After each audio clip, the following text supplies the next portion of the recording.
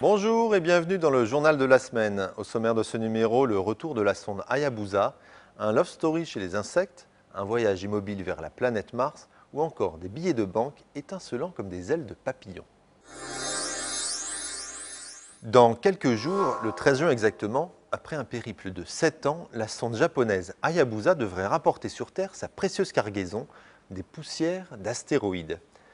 Mais rien ne garantit encore que la capsule de 20 kg qui sera lâchée depuis l'espace dans la zone militaire de Woomera en Australie contiendra effectivement ces fameuses poussières. Car la mission ne s'est pas totalement déroulée comme prévu. À l'automne 2005, après un voyage de 2 ans et 2 milliards de kilomètres, la sonde atteint son objectif, l'astéroïde Itokawa, un rocher de 550 mètres de long. Une première tentative de prélèvement d'échantillons est alors lancée, mais Hayabusa se présente mal, rendant le prélèvement impossible. 6 jours plus tard, une nouvelle tentative est effectuée, mais les communications se coupent lors de la manœuvre. Malgré le rétablissement des communications, l'agence japonaise ne pourra jamais confirmer que le prélèvement a bien eu lieu. Après d'autres incidents, dont une panne de propulseur, la sonde devrait donc enfin livrer ses secrets. Si la capsule contient effectivement des échantillons, Hayabusa deviendra la toute première sonde à rapporter sur Terre des poussières provenant d'un astéroïde, des éléments précieux dans la compréhension de l'histoire du système solaire. Dans une prairie des Asturies, dans le nord de l'Espagne, des scientifiques se sont prêtés à une étrange émission de télé-réalité dont les acteurs ne sont autres que des grillons.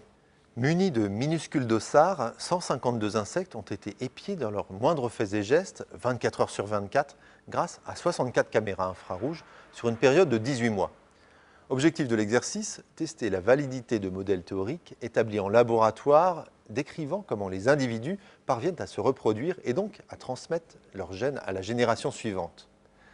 Après avoir cumulé près de 250 000 heures d'enregistrement vidéo, les chercheurs ont pu confirmer certaines hypothèses, mais aussi constater que d'autres devaient être révisées. Parmi les résultats, on notera que les mâles et les femelles ont le même nombre de partenaires sexuels, que les mâles dominants ne sont pas forcément ceux qui ont le plus de descendants, qu'une femelle a une progéniture d'autant plus importante que ses partenaires sont nombreux, ou encore que plus un mâle est petit, et plus il devra chanter longtemps pour obtenir les faveurs d'une femelle. Dans la course effrénée qui oppose les ordinateurs les plus puissants au monde, le dernier Top 500 vient tout juste d'être révélé. Les États-Unis conservent leur suprématie avec le supercalculateur Jaguar du laboratoire national d'Oak Ridge, dont la puissance de calcul atteint les 1,759 pétaflops, soit 1,759 millions de milliards d'opérations par seconde. Une prouesse réalisée grâce à 250 000 processeurs, une mémoire de 299 téraoctets et un système de refroidissement liquide capable de maintenir l'ensemble à une température raisonnable. Le Jaguar américain est suivi de près par le Tigre chinois qui s'impose pour la toute première fois en seconde position avec son supercalculateur Nebula de 1,271 pétaflops. La puissance théorique de cette machine laisse d'ailleurs présager qu'elle pourrait prendre la première place lors du prochain classement en novembre 2010. Quant à l'Europe, elle arrive en 5e position avec le supercalculateur Eugene lancé l'an dernier en Allemagne, dont la puissance atteint les 825 teraflops.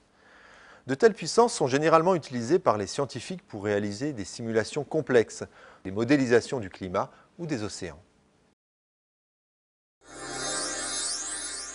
Le 3 juin dernier, 6 hommes, un Italien, un Français, 3 Russes et un Chinois, ont refermé le sas de leur vaisseau spatial afin d'amorcer leur mission de 520 jours à destination de la planète Mars.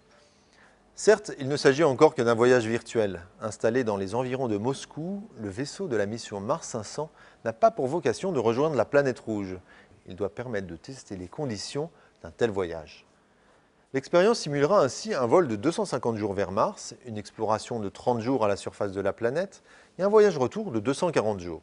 Les hommes auront des journées bien remplies et devront accomplir différentes expériences scientifiques et des exercices physiques.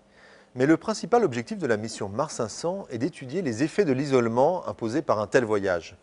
L'équipage n'aura donc aucun lien physique avec l'extérieur et les communications seront reproduites avec le même délai que lors d'un voyage réel.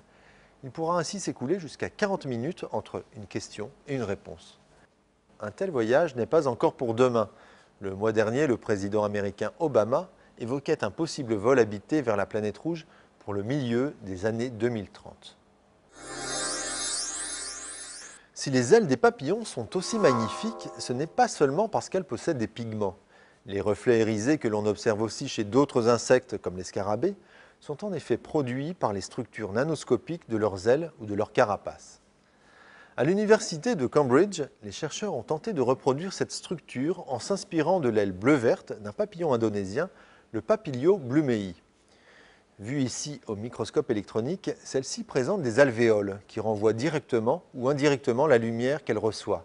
Grâce à des procédés d'assemblage nanoscopiques, les chercheurs ont pu fabriquer une structure constituée de 11 couches successives de dioxyde de titane et d'oxyde d'aluminium, possédant des propriétés optiques comparables à celles du papillon. Ce résultat pourrait permettre la mise au point de nouveaux procédés d'impression sécurisés dont pourraient bénéficier par exemple les billets de banque. Ce numéro est terminé. Rendez-vous vendredi prochain dans cette même émission pour une nouvelle revue de l'actualité scientifique ou bien sur le site de Science Actualité. À la semaine prochaine.